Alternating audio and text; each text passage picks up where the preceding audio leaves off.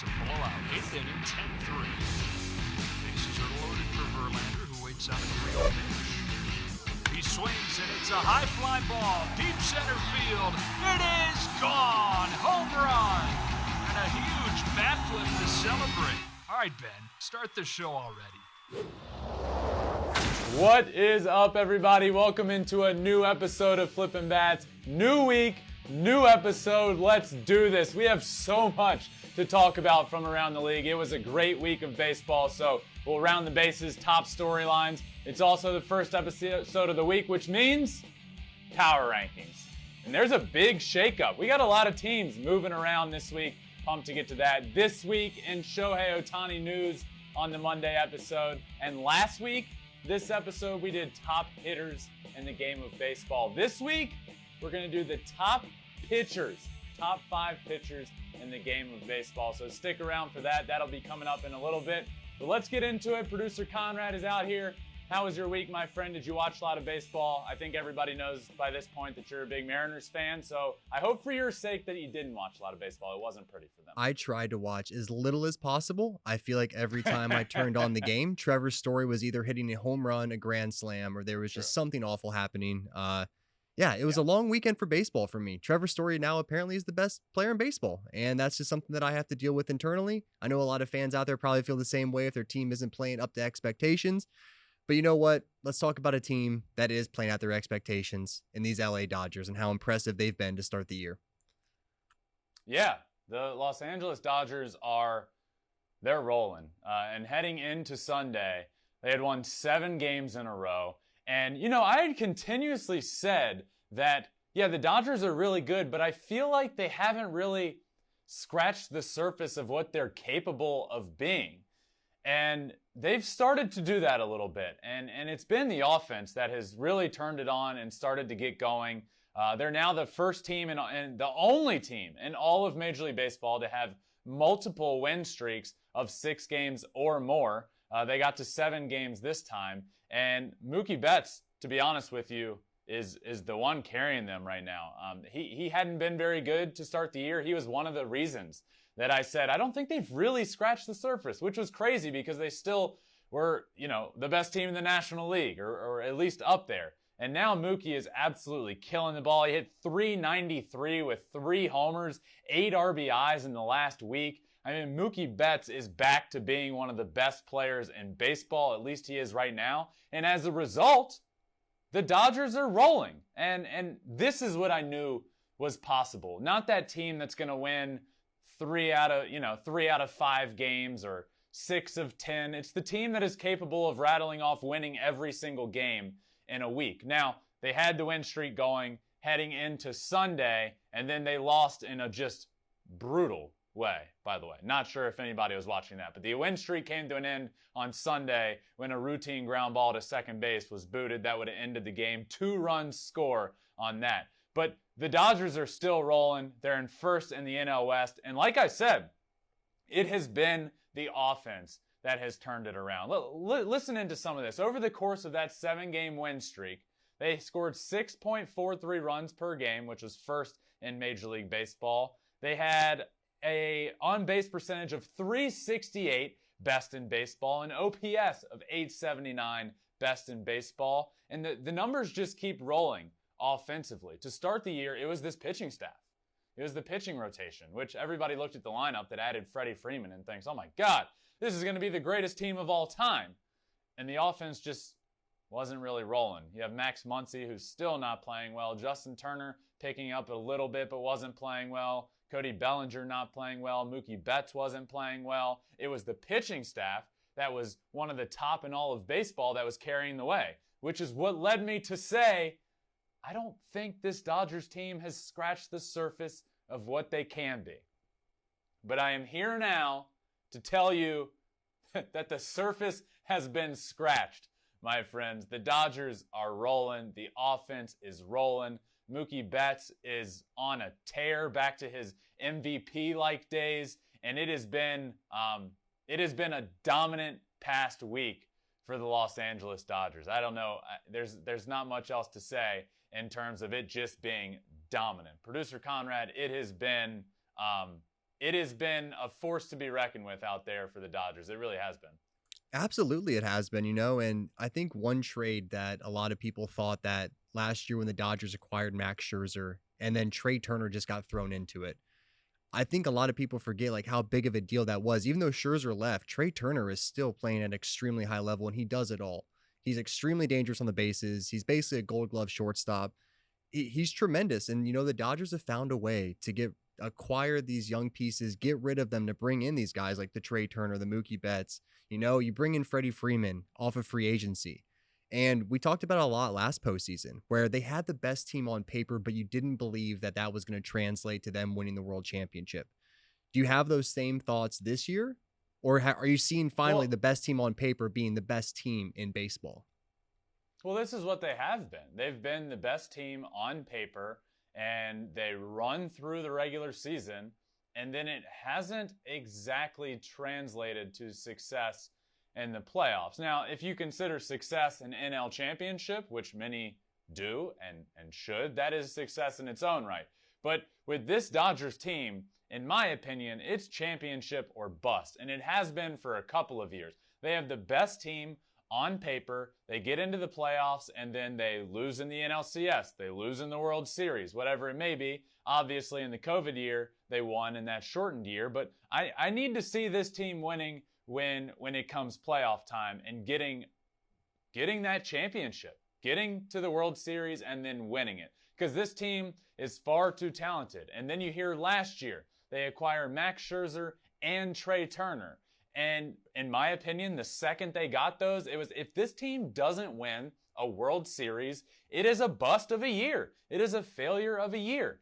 I have those same exact feelings this year. So this segment right here is all about highlighting the team that they are right now and how they have gotten to where their potential should be, where they're just dominating a division and dominating games and dominating weeks. That is what the Dodgers should be doing. Now, if we want to have a postseason discussion, that's an entire different discussion because they need to prove that this roster that they've spent a lot of money on, and there's a lot of stars, and it is the best roster on paper in the game of baseball.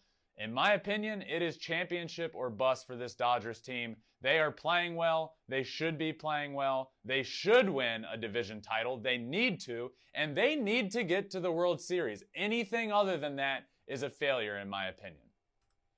Yeah, that totally makes sense. And, it's one of those things where there's no way when it comes to October that this will be even the full team that the Dodgers are putting out. They're definitely going to make moves at the deadline. The teams that are going for it are always going to make those moves and make that push, the Scherzer, the Turner, whatever it might be. Absolutely. And, we talked about it a little bit in an episode last week, how their depth is what makes them so dominant in the regular season. And you might think, what do you mean their depth? They're full of superstars.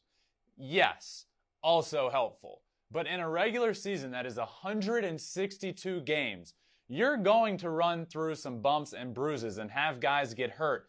And you're going to have a Clayton Kershaw who's pitching really well get hurt and go down. And you're going to need guys to step up. And it just seems like they continually have those guys that are able to step up. You're able to have Justin Turner struggle and have Rios come in and play really well. You're able to have Gavin Lux not play every day, who'd be an everyday player anywhere else. This team, unlike most any other, is capable of winning in the regular season because of superstar talent and because of the depth they have. And we're already seeing it this year. We're already seeing some guys get hurt. Obviously, nobody wants to see, anybody get hurt. But Clayton Kershaw going down, everybody loves that guy. He goes down in the rotation, steps up, and continues to be one of the best in baseball. And that is just a credit to the GM, the ownership that built this team full of superstars. But it's not just those superstars, because we've seen it on the other side of LA with the Angels for years now. We've seen a team that has its superstars,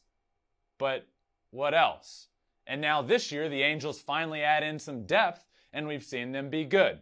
That speaks volumes to ownership and GM with the Dodgers. They have their superstars, but they have that depth that is able to carry them, even when they go through some injuries and those bumps and bruises that come with a 162-game regular season. Absolutely. Yeah, the 162 games, you have to have an exceptional amount of depth if you're going to be able to be consistently good or great throughout the regular season. Now, let's head over to second base, where unfortunately it's the tough luck Detroit Tigers. Had a lot of injuries this year. Speaking of bumps and bruises, let's talk about the Detroit Tigers. And let me start this by saying I don't believe there is an excuse for the way that the Detroit Tigers are playing. I have been disappointed in the way the team has played, the team that is on the field, and I do think that they are better than what they have been playing. With that said, the injuries this year have just been ridiculous. The entire starting rotation is wiped out. Casey Mize, Matt Manning, Eduardo Rodriguez, Tarek Skubal gets hurt the other day. I mean, it's just remarkable. Pineda gets hurt and then comes back and looks like he's going to be okay, and then he gets hurt again. The rotation, all of them out. Skubal looks like he's not going to miss much time and is going to come back, but it's remarkable what's going on there just in the starting rotation. And then you look around and you have Austin Meadows, who is a big signing in the offseason, comes over and now he's out for a while, and he's got this weird vertigo thing going on. And AJ Hinch was quoted as saying, "I am concerned. We're very concerned with what's going on with Austin." Nobody really, I mean, it's a tough situation. Javi Baez comes over. He's the big offseason signing. He starts the year off playing pretty well, and then he goes down for a while. Akil Baddoo, who gets sent down, hasn't even played in Toledo. He gets hurt. The future of the Tigers comes along. Spencer Torkelson and Riley Green. Guess what? No Riley Green. He gets hurt in spring training. I mean, yes, the Tigers shouldn't be in last place. They are talented enough to not be where they are. But the injuries are certainly a massive reason for where they are as well. I mean, even the manager, AJ Hinch, has been out with an illness. It is wild what is going on in Detroit. The injuries, the illnesses. I don't think I've ever seen anything like it. They have the most guys on the IL of any team in Major League Baseball. And on top of that, I want to talk about one of those injuries, Riley Green. To start the year, the Detroit Tigers and the Detroit Tigers fan base, it just felt different. It felt exciting heading into a season once for the first time in a few years. There was a sense of excitement. Now, I didn't think going into this year that this was the year. This is going to be the year the Tigers are back and they make the playoffs. I didn't believe that. But I did think there would be a corner turn and they'd be a better team and they'd be similar, if not better, to that team that we saw in the second half of the year last year. So then you think, okay, there's a lot of excitement. Torkelson and Riley Green are going to make the team and compete for a Rookie of the Year award in the American League. Well, guess what? Riley Green gets hurt. He doesn't break camp with the big league team, obviously, and he still hasn't played in the big leagues. In my opinion, that was a bigger blow than just Riley Green's production on the field not making the team. That was a big blow to the team, to the fan base, to the sense of excitement to start the year. And obviously, Torkelson comes up and you're so excited. But the two of those guys, the future, they've done everything together in the organization the entire way. They have moved up together. They have talked about wanting to play in the big leagues at the same time together, making their debut, being incredible and changing the culture in Detroit together. And then they're supposed to break camp together and he gets hurt. And it just, in hindsight, turns out to be a sign of what's to come for this Tigers team. I mean, this is bad luck like anything I have seen in a long time. It has been brutal. You look at the starting rotation and it is depleted, and credit to them, credit to the young guys, credit to the organization for the arms that they have, because the guys that have continued to come up and be good have filled in very well. Alex Faedo, who's been hurt previously, looks like a stud, but I don't know what is going on in Detroit. It has been bad. It has been bad luck. I wish and think they should be playing better, but man, tough luck Detroit Tigers is the caption we see on this segment, and that doesn't even begin to talk about it. I mean, it is wild what's happening there in Detroit. Yeah, you hate to see things happen and unfold like that. You never want to see players get injured or anything affect the season like that. But, there are some positives that are probably going to come from this. When players go down, starters go down, the young puppies get a chance to go out there and run around and show what they can do. And hopefully, maybe a couple, 1, 2, 3 of them steps up. And then a year or two from now, you can turn around and look at this season as a win. But for the time being, you hate to see all the injuries. And speaking of young players, let's move on over to third base. Young players keeping franchises' hopes alive. That's right. I want to talk about Adley Rutschman for a minute and what he means, not just to the Orioles, to the team, but to the fan base. Adley Rutschman is the prized prospect and number one prospect in baseball for years. The Orioles haven't been very good for years, and they aren't very good this year. But you know what happened over the weekend? That prized prospect, that number one prospect that everyone has been waiting to see in the big leagues for so long, got the call. And in that moment, that the other night when he made his debut, I was tuning in. So many were tuning in to watch his debut. So many people showed up to Oriole Park at Camden Yards to watch him make his debut. That's what it's all about. For one night, it was about hope. It was about the potential. It was about the future. And Adley Rutschman took the field, took off his helmet, the smile on his face, turned around, took it all in. If you haven't watched the video, by the way, do it. I mean, this was a special moment. He took the field, literally did a 360 behind the plate, got down into his crouch, patted his glove, and said, all right, let's do this. And it was special. The crowd was going nuts for him. He got a triple in the game. The crowd was chanting Adley, chanting his name.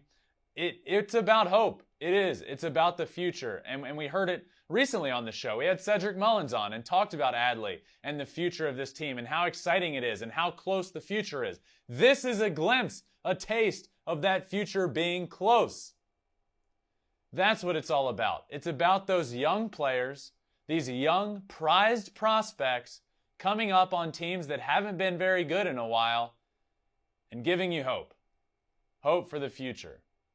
I love to see it, and we've gotten to see it a few times this year. We see it with Julio Rodriguez on a team that has the longest drought in the longest playoff drought in major sports, in all of sports. That's wild.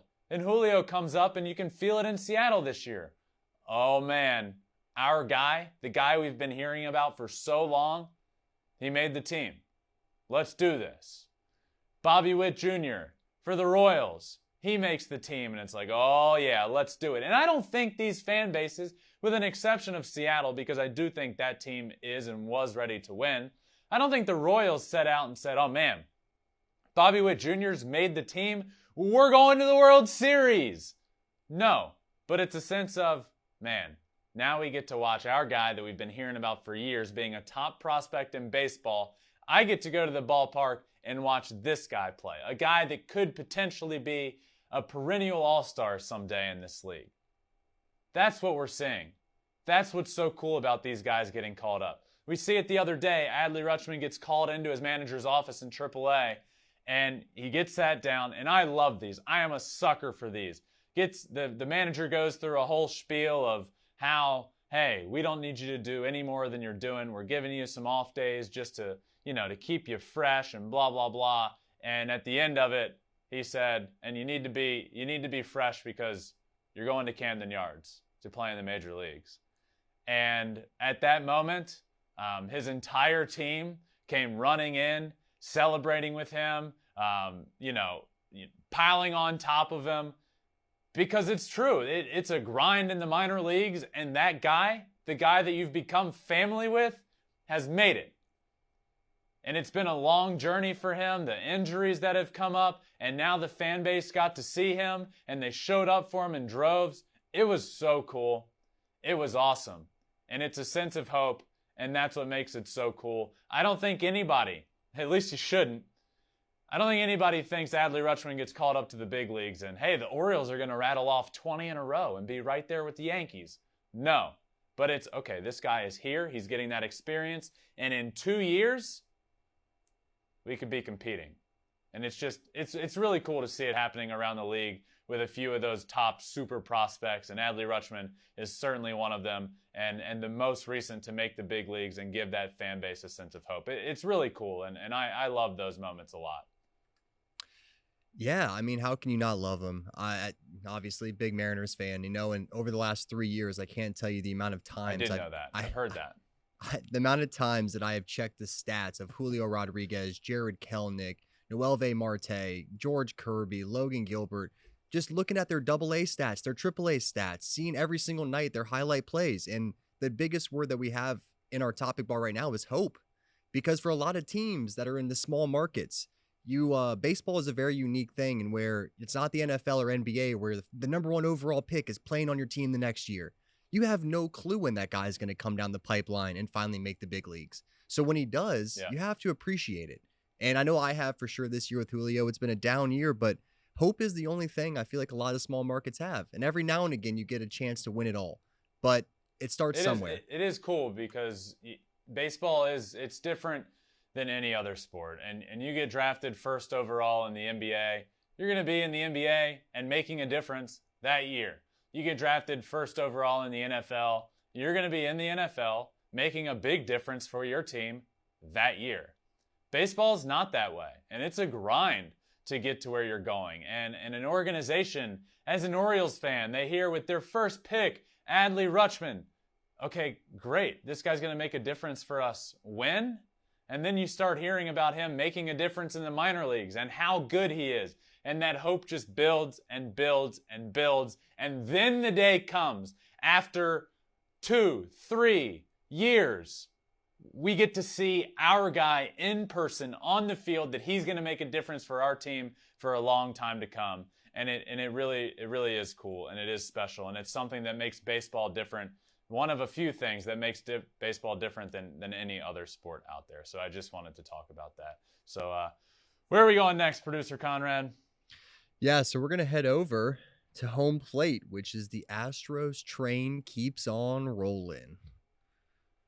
I like that. The Houston Astros train keeps on rolling. A nod to Bobby Dynamite up there on the train tracks in Houston. Shout out Bobby Dynamite.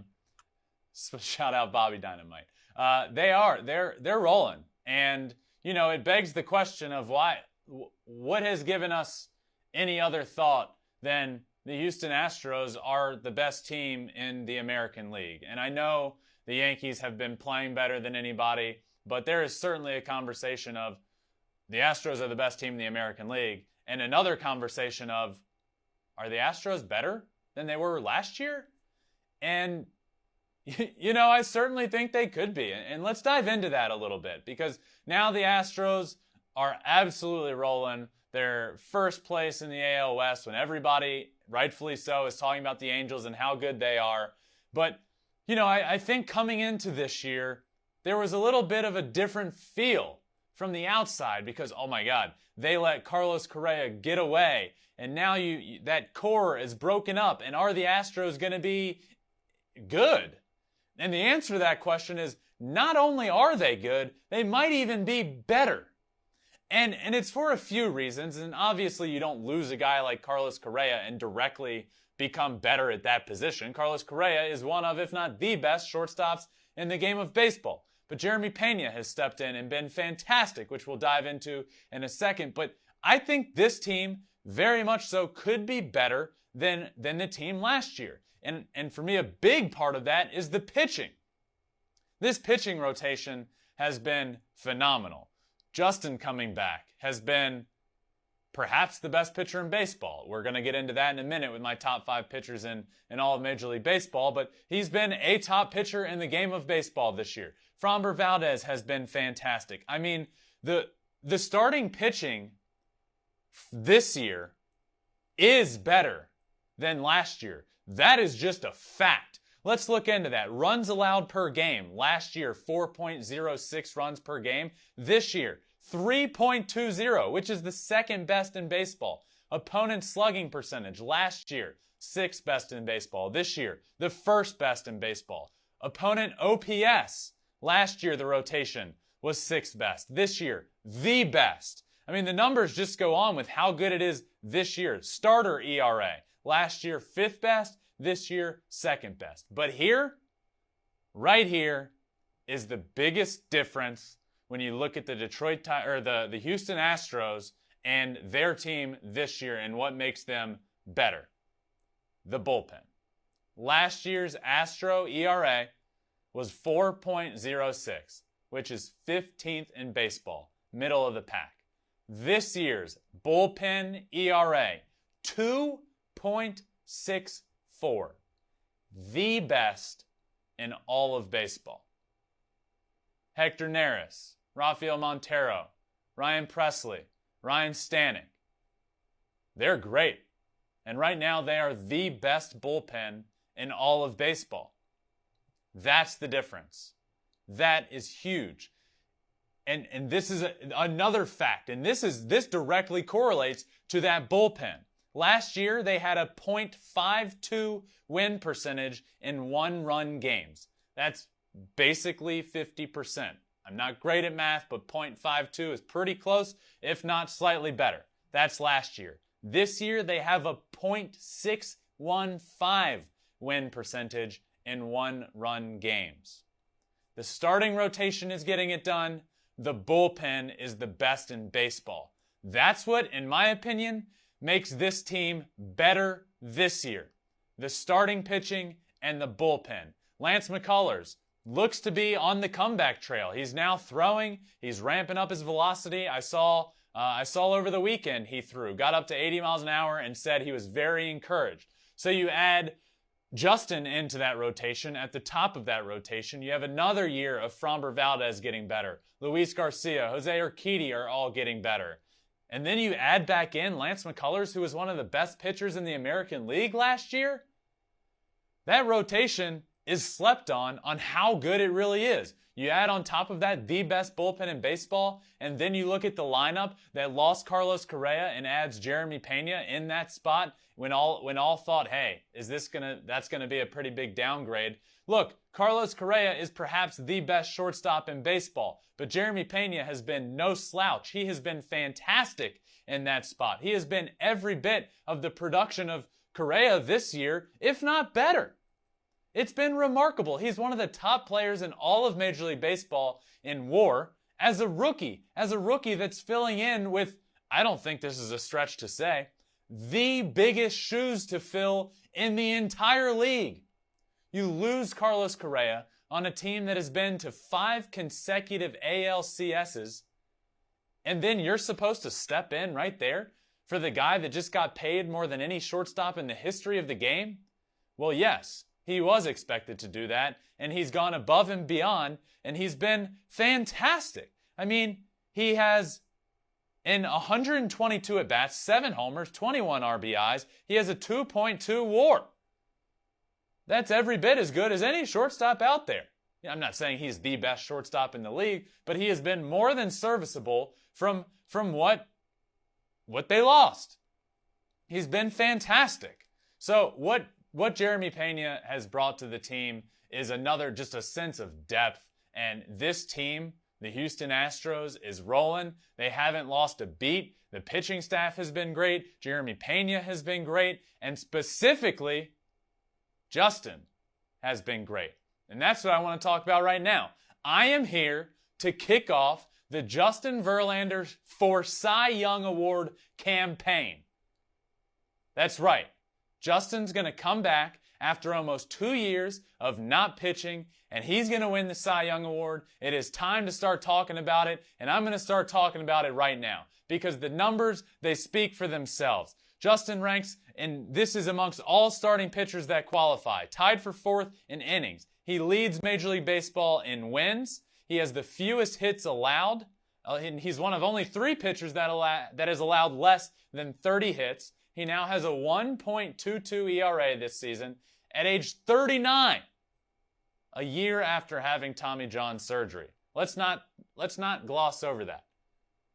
Just over a year after having Tommy John surgery at now 39 years old. He is leading the league, all of the league, in these categories. ERA, 1.22. The only starter under a 1.5, might I add. Lowest whip, 0.72. Lowest opponent batting average, 161. The only starter below 180, by the way. The lowest opponent on base percentage, 205. The only starter under 230. The lowest opponent slugging percentage, 236. The only starter under 270. And the lowest opponent OPS, 441. The only starting pitcher that's under 500. He's the best pitcher in baseball, and it's really not even close right now. That's what those numbers say. That's what I say. And that's why we're kicking off the Justin Verlander for Cy Young campaign. That's what's happening. He now has 3,062 strikeouts. He's 17 behind Max Scherzer, who's out for 6 to 8 weeks. He's 23 behind John Smoltz, and he's 32 behind CC Sabathia. When he passes those guys, he will be 16th all-time on the Major League Baseball strikeout list. That's pretty cool. That's pretty special. Justin Verlander's been around for so long that the first 3 MLB batters he faced were Grady Sizemore, Coco Crisp, and Travis Hafner. He's 39 years old, and he's allowed 7 earned runs in 8 games. He's now thrown 3 consecutive starts without giving up a run. It is special, it is unprecedented, and it is hopefully en route to winning a Cy Young Award again at age 39, coming off of Tommy John, and it should be talked about all the time. This is special, what we are seeing. Dusty Baker, the manager of the Houston Astros, who has been around the game of baseball and managed forever, played the game with Hank Aaron. He has been around the game for a long, long time, and he has managed many, many Hall of Famers. He said after Justin's start the other night, this guy is unlike almost any other player that I have ever had.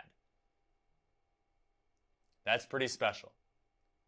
The numbers are special. The comments from the people around him are special. He is special. And to be honest with you, he's a hell of a brother. And he's a special brother. And I hope this is just the beginning of the Justin Verlander Cy Young campaign. Producer Conrad, this is special what we're seeing, man.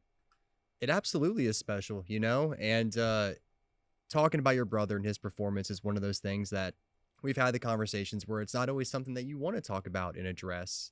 And, you know, it's one of those things that it must be addressed now because he's the top guy in baseball. I told you earlier, I don't care what his name is. I don't care what his last name is. If this dude was doing what he's doing right now, we would be talking about him probably even that much more.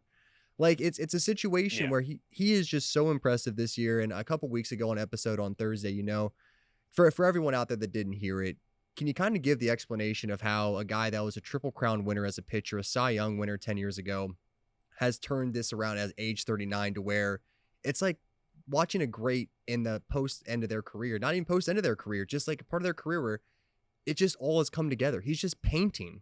It's no longer just overpowering. He's painting people. And it's unbelievable. He's pitching. He's pitching. And, you know, Justin comes up and he's one of the best pitchers in baseball, and now I think it's fair to say that he is one of the best pitchers of all time. And, you know, it's been a journey, and it's been a story of almost 2 different careers. You have the career where Justin's out there throwing 103 with a banger of a curveball and striking out everybody, and he just had stuff that was better than we've ever seen. There aren't many pitchers that start off the game throwing 92, 94, and then in the 9th inning, in his 105th pitch of the game, he's hitting 103 miles an hour. You know, that's what he's done. That's what he did at the beginning of his career. And he was able to get guys out that way. And now at age 39, coming off of Tommy John surgery. Look, he doesn't have that stuff. He's not throwing 103, but he's still, look, don't get me wrong, he's still throwing 98 miles an hour. He hit 98.3 the other day. I mean, that's well above league average. That's incredible. So the stuff is still there, but he's learned how to pitch. He now is a master of his craft. He masters his craft like a soft tossing lefty while still having the stuff of a flame-throwing righty. That's why he's here now, because he's in that video room analyzing everything, taking notes, getting behind the scenes, looking at the batters from his next start, taking notes, knowing how he wants to approach guys, talking to his catcher, and then he goes out there and executes with his well above average stuff. But he's just a pitcher now. As opposed to a thrower, he's a pitcher. That's why we're seeing what we're seeing. That's why we've seen, I don't want to say a shift, because his entire career he's been really good. But if you want to ask the question of, how's Justin still doing this at 39 years old? Well, it's simple. He's taken really, really good care of himself. He's learned how to master his craft with video. Learned how to look at his mechanics, repeat his delivery. He's also learned how to prepare for new opponents. And he's also been able to thrive by keeping his stuff almost as good as it has been. He's still throwing 98 miles an hour. You add all of those together, and you get the best pitcher in baseball at age 39 years old. That's how you get that. So, yes, Houston Astros are rolling. Justin is rolling. Good things happening down there in Houston. But where are they going to land on this week's Power Rankings? That's right. It's a Monday episode. That means my new Power Rankings are out. Top 10 Major League Baseball Power Rankings. Let's start with number 10. At 10, I have the St. Louis Cardinals. The Cardinals are still playing good baseball. They're hanging on by a thread in these top 10 rankings, but what they've been doing out there has been really fun. The back-to-back of Nolan Arenado and Paul Goldschmidt has been every bit of what you expected and more this year. Arenado is playing like an MVP candidate, like he wants to win that MVP award, and he'll certainly be in that conversation. The Cardinals come in at number 10. Let's move on to number 9. At number 9, the San Francisco Giants. They just keep doing it. Now, they have struggled a little bit this week. That's why they've moved down my list. They are now at number 9. They're on a bit of a losing streak heading into this new week. But the Giants are still really good. They're still a lot of fun. They do it in a lot of different ways. They pitch well. They hit well. They play defense well. They don't do anything, at the best in baseball. Arguably, their pitching staff is close. But they do everything above average. And that's why they're going to continue to be a good team, and that's why they come in at number 9 right now in my power rankings. Moving on to number 8. At number 8, the Minnesota Twins. I really like this Minnesota Twins team. They're a lot of fun to watch. Byron Buxton is the definition of electric. Carlos Correa is back off the IL after his finger injury. He's playing much better baseball than he did to start the year. I almost think to start the year, he gets paid that contract. He's the most talked about guy in the offseason. He gets paid more than any shortstop ever, and puts a little pressure on himself, which is natural to do it. Now the Twins are playing really well. He's been playing there for a little while now. He's starting to play better. The Twins are really good. They're a lot of fun. They come in at number 8. Number 7 on my list, we have the Los Angeles Angels. They have moved down slightly just from the week that they had, but they're still, look, the Angels are still really good. I've talked about it a lot with this team. It's no longer just the superstars there. It's no longer just Trout and Ohtani. The depth, the pitching, the back end of the bullpen, that's what makes them a good team. That's what makes them a top 10 team in the game of baseball, and that's what's going to potentially make them a playoff team. At number 6, we have the Milwaukee Brewers. The Brew Crew are, here's what I want to say about the Brewers. They have an ability, with the way their team is set up, to not go on too many really bad stretches because of that pitching rotation. you have those top three that I always talk about, Corbin Burns, Brandon Woodruff, Freddie Peralta. You know they're going to be good. You know they're going to keep you in games. And it kind of prevents you, even when your offense is struggling, from going on a stretch of losing 5, 6, 7 games in a row. They're going to keep you in games. And they're going to be able to, when their offense isn't rolling, to kind of tread water and play well. When the offense is rolling, they're a top team in the game of baseball, hands down. So it's a good combination to win in the regular season. Postseason, a little bit of a different conversation. They're going to have to prove that they're able to win in the playoffs. But right now I have them at number 6 in my power rankings. At number 5, the San Diego Padres. Man, they are rolling. They are really good. Manny Machado is playing like the best player in baseball. That's what he's playing like. It has been remarkable what he has been doing out there. The Padres, even without the superstar, the MVP caliber talent of Fernando Tatis, have been great. The NL West is really, really good, man. That's a great division. The Padres are playing great. They look like, under Bob Melvin, they look every bit of a playoff team. Will it happen? I don't know, but they're on their way. At number 4 on my power rankings, the New York Mets. I don't know what's going on with the Mets and their injuries. They just keep getting injuries piling up, and it just doesn't really matter. You know, obviously it matters, and it's never a good thing. But that's the thing with this team and the way it's built this year. Steve Cohen built a great team out there. It's special. It's a little different than years past, and they're able to step up. When somebody goes down, they step up. They're playing well. It's a next guy up mentality going on there. I know they have a lot of their pitchers down. Scherzer, DeGrom, McGill. It hasn't been great there for the pitching staff, but they continue to have guys step up and produce. That offense is much better than it has been because you have more guys that are capable of taking over a game than you did in years past. The Mets are still really good, even despite all of their injuries. At number 3, the Houston Astros. Those Astros they're really good.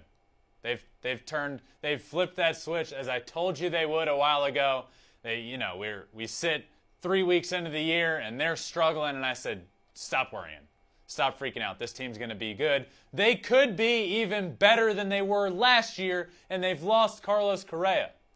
Correa is perhaps the best shortstop in baseball. They lose him, and guess what? They may be even better. Pena has stepped in and been fantastic. He's been more than what you could have ever imagined and dreamed for as a rookie, stepping into the biggest shoes and the biggest void in the entire sport. Then you have Justin come back and become what he has been his entire career, which is one of the best pitchers in baseball. And then you have a bullpen that is now the best in all of baseball. The Houston Astros bullpen is the biggest difference for them this year compared to last. Last year, they won about 50% of one-run games. This year, they're winning over 60% of one-run games. That's a lot to do with the bullpen. This team is complete. They are special, and that's why they're at number 3 on my power rankings. At number 2, the Los Angeles Dodgers. They are back. They have moved up this list a little bit after a week where they get moved down, and to be honest with you, they needed to be moved down. They've changed. They have figured it out. They have also flipped that switch. Mookie Betts hit .393 over the course of the last week with 3 homers, 8 RBIs. You know, it was the pitching staff that was the reason the Dodgers were so good. With one of the best lineups we've ever seen, it was the pitching staff. And it just made you wonder, oh my God, when the offense gets rolling, what can they be? Well, now they're rolling, and they're on their way back up the power rankings. Mookie's rolling. The rest of the offense is starting to play better. Max Muncy hasn't. So, I mean, you have to believe he's going to at some point. But this team is rolling. They had won 7 in a row going into Sunday, and the Los Angeles Dodgers are back towards the top of my top 10 power rankings. And at number 1, for a month rolling now, the 4th week in a row, the New York Yankees are at the top of the top. The Yankees are the best team in baseball right now. It's been a lot of fun to watch them play. Aaron Judge is on another level. He's going to make a lot of money, and he should. And I hope he does, because he bet on himself, he turned down the Yankees, And look what he is doing. He is playing like a top player in the game of baseball. He is playing, to be honest with you, like an MVP. The entire team is playing well. Nestor Cortez has been an extremely awesome storyline this year. I am a little concerned now. Could this be the last week with them at the number 1 spot? I don't know, but I'm a little concerned with Aroldis Chapman at the back end of that bullpen. He's now given up a run or more in a few consecutive outings. So, and then you hear Chad Green. This is awful news. Chad Green goes down. He's going to have to get Tommy John surgery. He's going to miss the rest of the year. He has been fantastic. He's on the top of the list for Yankees all-time relief appearances, by the way. That's a big blow. So you even more so need Chapman to step up and be great. But look, we're going to talk about how good this Yankees team is, how good they have been over the course of the last few weeks. They are the best team in the game of baseball, and that's why they are at the top of this week's Top 10 MLB Power Rankings. All right, and now it is time for my favorite segment of the week. This week in Shohei Ohtani news, I'm going to talk about his bat heating up. He is starting to roll. I'm going to talk about why, for Shohei, consistency is key. I also want to talk about how his work behind the scenes is absolutely incredible and needs to be talked about even more. But let's start with his bat heating up. On Sunday, Shohei went deep again for the 9th time of the year. He is starting to roll. Over the course of the last 2 weeks, he's hitting .290. He's got multiple home runs. He hit 2 home runs over the course of this past week. This is when you know Shohei Ohtani is locked in. For everybody listening, for everybody watching, when you watch Shohei Ohtani, when he is hitting home runs to dead center and to left center, that's how you know he is starting to lock in. And what he is doing right now is he's locking in. It has been a lot of fun to watch.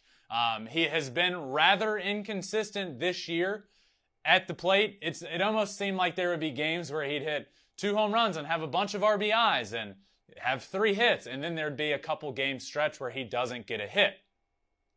Now it seems like he's starting to find that consistency a little bit more at the plate. He's driving balls up the middle. He's driving balls the other way instead of all of those. I felt like at the beginning of the year, a couple of times a game, we would see that Shohei would get a good pitch to hit, and he'd hit that chopping rollover to the right side. The second baseman would catch it and throw to first. Now we're not seeing as much of that. Now he's hitting a lot of balls up the middle, a lot of balls hard the other way, and that's how you really know he's heating up. And we saw it again on Sunday. That Sunday home run he hit went over the bushes in center field at Angel Stadium. So center field is already really deep, the deepest part of the ballpark. Then you have these really big trees. Shohei went over the really big trees.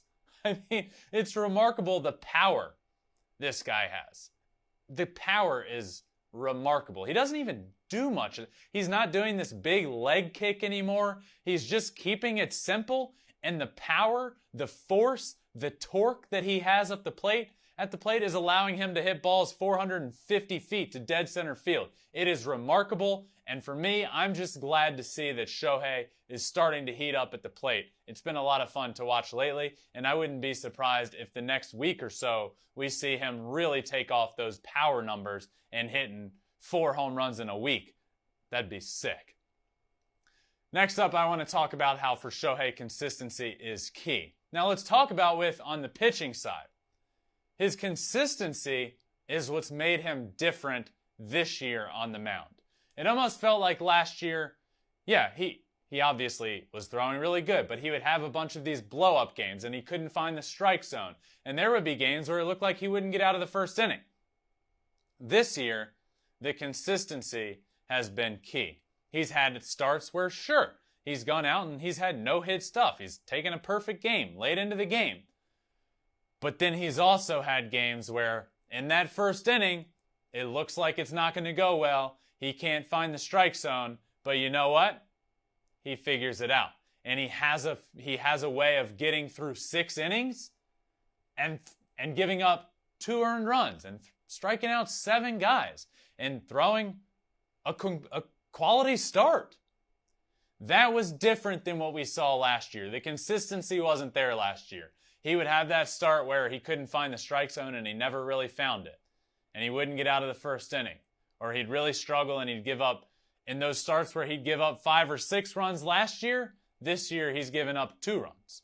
And then he's still having those starts where he looks perfect. And he's taking perfect games late into the game. That's been the difference on the pitching side. And in my opinion, Shohei Ohtani could win a Cy Young Award in his career. It could be this year. He's pitching like a Cy Young Award winner. It has been a blast to watch. And the difference this year is the consistency. Shohei Ohtani's average fastball velocity in a start the other night, 98.6 miles an hour. The hardest for any game is hit in his entire career. He threw 8 pitches at 100 miles an hour, the second most, and he's likely done after 94 pitches in 6 innings. It's a 2-2 ball game. So that was the other night. 98.6 average velocity, throwing multiple pitches over 100. That's the thing with Shohei. We had always heard this guy throws 100 miles an hour and he hits a bunch of bombs. Well, over the last couple of years, it's almost seemed like, wow, he touched 100. Well, guess what? Now his average velocity is over 98 miles an hour. He's touching 100 miles an hour. He's throwing 100 miles an hour multiple times in a game. This is a different Shohei we're seeing on the mound this year. This is a more dominant Shohei we're seeing on the mound this year. This is a Cy Young quality Shohei Ohtani we are seeing on the mound this year. It's been a lot of fun to see, and consistency has been key for him there. On the offensive side, consistency is key as well. Now, this is going to be a little bit different than we see with the pitching. The pitching, he has been consistent. Offensively, it hasn't exactly been consistent this year. The last couple of weeks have been much better. But like I said, it seems like there's a lot of outings, a lot of starts, where he'll have 3 hits or 0 hits, which leads to a really good week. If you get 3 hits in 2 days, guess what? You're playing good baseball. You're looking good at the plate. Shohei Ohtani isn't good at the plate. He's elite at the plate. And it looks like he's starting to find that consistency. That's where he becomes dangerous. You remember that stretch he went on last year where it seemed like every single night he was hitting a home run? I think we're close to that. I do. I think we're close to that. He's hit 5 homers in the last couple of weeks, and it looks like he's starting to get on that roll. Since that day that he said, I feel like I'm starting to get there at the plate. That very next day, he hit 2 homers, and since then, he's starting to take off. Consistency is the key for Shohei at the plate, and it has been the key for Shohei on the mound this year. Next up with Shohei, I want to talk about what he does behind the scenes. I do a lot of talking about what he does on the field, the pitcher he is, the hitter he is, and rightfully so, that deserves to be talked about as much as I talk about it. But even more so, it deserves to be talked about what he does behind the scenes, off the field. What he has done off the field is remarkable. I have an episode with Ty France coming up. I was talking to Ty France recently, and he's pitched a couple of times in his career, and I joked with him about it, like, hey, could we potentially be seeing a Shohei Ohtani sort of thing for you? And his response was, no way. Too much work. Now, 1, he doesn't throw 100 miles an hour. But 2, it is true. The work that goes on behind the scenes is remarkable. Even at the college level when I was trying to do this, it was too much work for me. You find yourself cutting corners and trying to do this and trying to do that. Shohei doesn't do it. He doesn't cut corners. He just becomes the best at whatever it is he's doing. I was fortunate enough last year in October to talk to A-Rod and David Ortiz about Shohei Ohtani. And they jokingly said he has to be single to do what he's doing because he has so much time to do it. And they were joking about that, but it is true. What they said and what the point of their message rings true. What he does is just works harder at his craft than I think we have ever seen before. Not to say people aren't working hard, not to say my brother Justin, who's one of the greatest pitchers of all time, isn't working hard. Not to say Mike Trout, who's one of the greatest of all time, and his teammate isn't working hard. He's doing that work that they're each doing and combining it to be a pitcher and a hitter. That's what makes it so remarkable. That's what makes it so special. It is special, and it is something we have never seen, the work that he has to put in behind the scenes. And if you're listening, and if you watch what Shohei is doing on the field and say, wow, that's impressive, multiply it by 1,000,000 and be that impressed. Because what he does off the field is he eats, sleeps, and breathes baseball, and it is an absolute treat and an honor for us to get to watch Shohei Ohtani play baseball. I feel honored that I was born in the same lifetime and get to watch Shohei Ohtani play the game of baseball. That's what it is. That's what it means to the game. That's what he means to me. Lastly, I have to talk about how much fun he is having. It was Cowboy night the other night at the stadium, and on the scoreboard, when Shohei came up to bat, they had him with a cowboy hat on and perhaps the greatest mustache I have ever seen. And it made me wonder, and it makes me ask the question, and if you're watching this, answer this. Should Shohei grow out a mustache? Because it looks great. Imagine Shohei Ohtani walking around with that mustache, hitting 50 bombs in a season and striking out everybody and twirling his mustache as he does it. That would be fantastic. But that does it for this week in Shohei Ohtani news. It really is my favorite segment of the show. Thank you all for listening to This Week in Shohei Ohtani news. All right, and now it is time to get into my list of top 5 pitchers in Major League Baseball this year. Last week we did the top hitters. Now we're doing the top pitchers. And let's start at number 5. I got Corbin Burnes there at number 5. The NL Cy Young Award winner last year, still throwing well this year. A 2.26 ERA, 62 strikeouts, and a whip under 1. A 0.83 whip. Look, he's 1-2 on the year, 1 win. I am here to say, I don't care about record. I couldn't care any less about record. It is a total stat that honestly isn't up to you. He's been throwing great. He is at number 5 on this list. At number 4, we're going to stick with the Brewers and go with Josh Hader. Josh Hader has been lights out, hands down, the best closer in the game of baseball. And this year, it has been historic. That's why he's on my list of top 5 pitchers. It has been historic. He has appeared in 15 games, and he has 15 saves. That's an all-time record for the most consecutive appearances with a save. It's been remarkable. Josh Hader this season, 15 games, 15 saves, 13 2/3 innings, 0 runs. Opponents are 2 for 44 off of him. 5 walks and 21 strikeouts. I'm going to repeat that. 2 for 44 off of him at the plate. It has been remarkable. 0 earned runs, 21 Ks, and just over 13 innings. That's why he's on this list. It's historic what he's doing. He could put himself in the Cy Young conversation if this keeps up. Can you keep this up? I don't know, but he's certainly worthy of being on my list of top pitchers this year. He's in at number 4. At number 3 on this list, Nasty Nestor Cortez.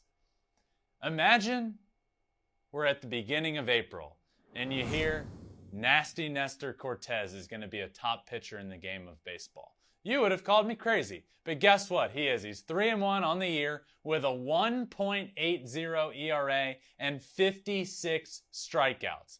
He's been remarkable. He has been the best pitcher in that Yankees rotation, which is impressive because Garrett Cole has still been really good, especially over the last, 4 or 5 starts that he's had.